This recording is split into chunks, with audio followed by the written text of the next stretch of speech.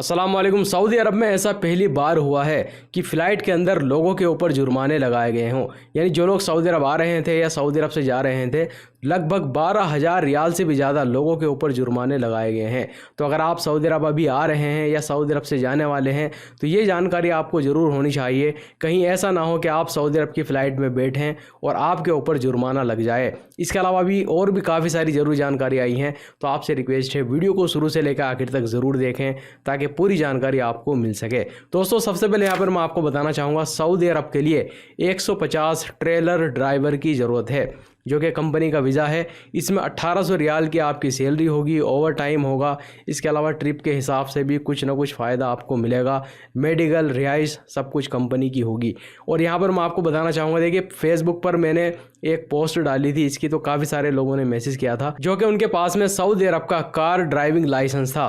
तो देखिए सऊदी अरब का कार ड्राइविंग लाइसेंस इस कंपनी में नहीं चलेगा, क्योंकि यहाँ पर जो रिक्वायरमेंट आई है इसमें कहा गया है, यानी अगर आप सऊदी अरब आना चाहते हैं इस कंपनी में काम करने के लिए, तो आपके पास में सऊदी अरब का या किसी भी गल्फ़ कंट्री का एक्सपायर या वैलिड ट्रेलर ड्राइविंग लाइसेंस होना चाहिए, तभी आपका इस कंपनी में काम हो सकता है। तो अगर आप में से कोई भी इंटरेस्टेड है इस कंपनी में आने के लिए, तो हमें आप इस नंबर पे कांटेक्ट कर सकते हैं। इसके अलावा सऊदी अरब के अंदर जितनी भी बड़ी बड़ी कंपनियां हैं, इनका वीज़ा जब भी जाएगा इंडिया के अंदर, जो कि अच्छा काम होगा, अच्छी सैलरी होगी और कम से कम खर्चे में आप सऊदी अरब आ सकेंगे काम करने के लिए, तो आप हमारे YouTube चैनल से जुड़े रहें। आने वाले टाइम में वीडियो में ही आपको इसके बारे में मैं बता दिया करूंगा। दोस्तों, सबसे पहले एक वीडियो यहाँ पर आपको दिखाना चाहूँगा जो कि अभी सऊदी सोशल मीडिया पर काफ़ी वायरल हो रही है। ये वीडियो इंडिया की है। इंडिया के अंदर एक टीवी चैनल पर इसको बुलाया गया था, इस आदमी को, इसका इंटरव्यू किया गया था, जिसमें इसका ये दावा था कि इसके पास में सुपर नेचुरल पावर है और अपनी पावर के ज़रिए से ये नारियल को हवा में उड़ा देता है, ये नारियल बात भी करता है। लेकिन जब ये वीडियो सामने आई तो लोगों को पता चला कि इस नारियल को धागे से बांधा हुआ है, धागे की मदद से इस नारियल को ऊपर उठाया जा रहा है। लेकिन ये जो बंदा आया था इंटरव्यू देने के लिए, ये अपना हाथ हिला रहा है, ऐसे कुछ बोल रहा है और बोल रहा है कि देखिए सुपर पावर से मैंने इस नारियल को हवा में उड़ा दिया है।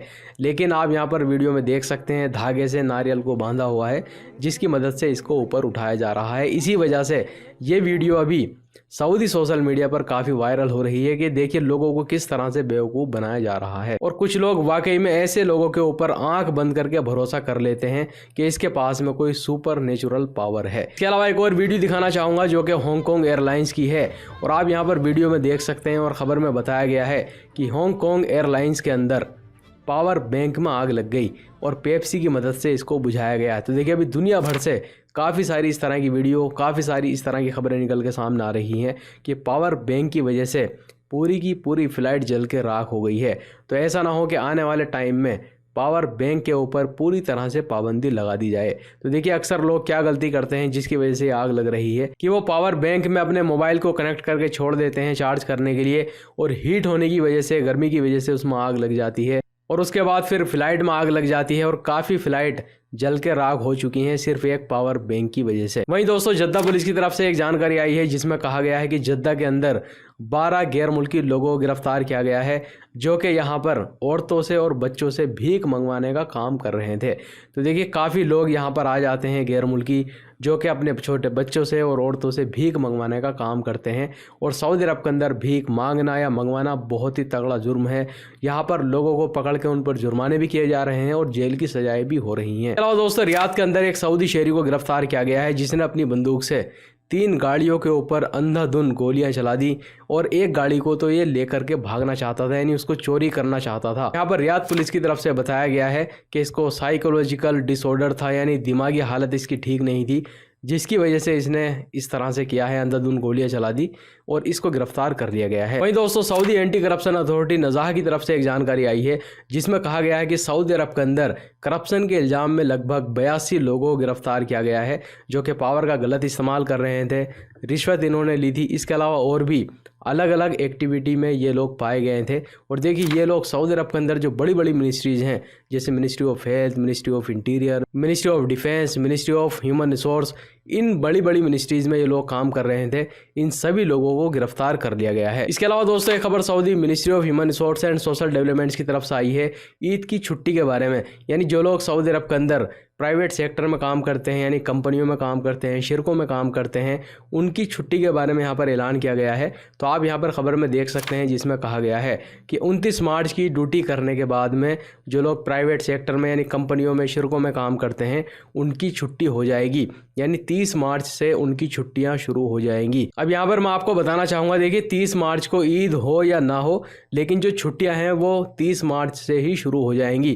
तो देखिए काफ़ी लोग इसके बारे में कमेंट भी कर रहे थे कि भाई हमारी जो कंपनी है या जो मुसस्सा है, शिरका है, वो हमको छुट्टी ही नहीं देता है, सिर्फ ईद की छुट्टी जो है मिलेगी हमें। तो देखिए ministry of human resource and social developments की तरफ से यहाँ पर सभी कफील और कंपनियों से कह दिया गया है 30 मार्च से ही छुट्टियां शुरू हो जाएंगी। अगर मान लीजिए आपकी जो कंपनी है या जो शिरका है, अगर वो 30 मार्च को आपको छुट्टी नहीं देता है, अगर इसकी शिकायत होती है, तो ministry of human resource and social developments की तरफ से ऐसे कंपनी के ऊपर, ऐसे शिरके के ऊपर कार्रवाई की जा सकती है। इसके अलावा दोस्तों मस्जिद अल हरम के अंदर एयर एम्बुलेंस की सुविधा शुरू कर दी गई है।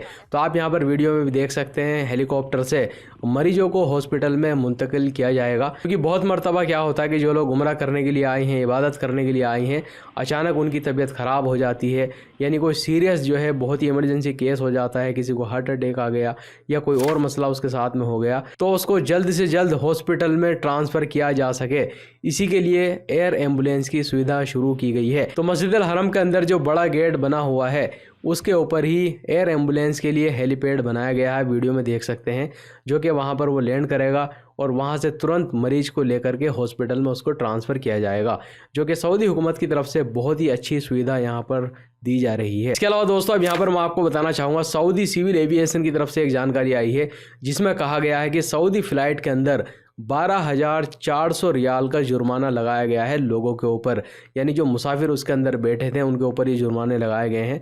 और शायद ऐसा पहली बार ही हुआ है, क्योंकि यहाँ पर ख़बर में बताया गया है कि जो मुसाफिर मौजूद थे जिनके ऊपर जुर्माना लगाया गया है, वो लोग सेफ्टी को फॉलो नहीं कर रहे थे, यानी फ़्लाइट के अंदर जो क्रू मेंबर थे, जो भी उनसे कहा जा रहा था उसको वो फॉलो नहीं कर रहे थे। तो अधिकतर क्या होता है कि जो क्रू मेंबर होते हैं वो आपसे सीट बेल्ट लगाने के लिए कहा जाता है आप लोगों से, या अगर आप खड़े हैं तो आपको बैठने के लिए कहा जाता है। इसके अलावा जो भी आपको सेफ्टी इंस्ट्रक्शन दिए जाते हैं उसको फॉलो करना ही होता है। तो ये लोग यहाँ पर सेफ्टी इंस्ट्रक्शन को फॉलो नहीं कर रहे थे। हो सकता है कि इन्होंने सीट बेल्ट ना लगाई हो सकता है कि ये फ़्लाइट में इधर उधर घूम रहे हों, बैठ ना रहे होंगे, तो इसी की वजह से इन लोगों के ऊपर ये जुर्माने लगाए गए हैं, जो कि पहली बार ही हमारे सामने ये चीज़ आई है। तो भाई जो लोग सऊदी अरब आ रहे हैं या सऊदी अरब से आप जा रहे हैं, इस चीज़ का आप ख्याल रखें। क्रू मेंबर जो भी आपसे बोलते हैं सीट बेल्ट लगाने के लिए, बैठने के लिए, उसको फॉलो करें, नहीं तो आप फ़्लाइट के अंदर भी आपके ऊपर जुर्माने लग जाएंगे। क्योंकि पहले तो आपने यही सुना होगा कि गाड़ी चलाते हुए किसी ने सीट बेल्ट नहीं बांधी तो उसके ऊपर जुर्माने लग गए, या कोरोना के टाइम पर किसी ने मास्क नहीं लगाया तो उसके ऊपर जुर्माने लग गए, यानी किसी ने रेड लाइट क्रॉस कर दी तो उसके ऊपर जुर्माने लग गए। तो ये जो नए जुर्माने यहाँ पर शुरू किए गए हैं, इस चीज़ का आप ख्याल रखें। फ़्लाइट के अंदर जो भी आपसे कहा जाए उसको फॉलो करें। वीडियो देखने के लिए बहुत बहुत शुक्रिया।